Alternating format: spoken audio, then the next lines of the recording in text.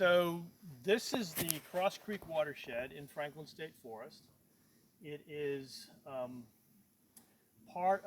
was part of a TVA study that was set up in the mid-1970s to look at the effect of acid rain on forests in Tennessee. So there's a Widow Creek plant, coal burning plant in Alabama. They were interested in the plume coming from that going up into the state. So they had long-term plots set up here in this watershed, Cross Creek watershed in Franklin State Forest, and then another set of equivalent plots up in Fall Creek Falls further north.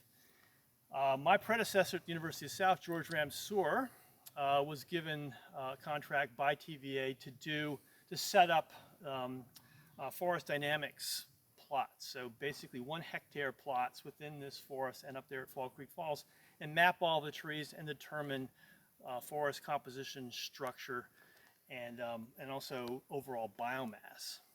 I inherited that data when I got to Sewanee in 1994, and we've maintained the inventory of these plots since then by coming out every 10 years and going through and remapping all the trees and doing a fine scale analysis of spatial change, mortality, growth in these stands. This is probably the longest running, well, it's for sure the longest running spatially explicit forest dynamic study on the Cumberland Plateau, maybe the oldest in the state of Tennessee. And again, spatially explicit being that we know where every tree is, what's happened on a tree-by-tree basis within a plot, so we can look at when trees die, what replaces them, and how that replacement process is generating composition and structure within the forest. And this is 5 hectares total?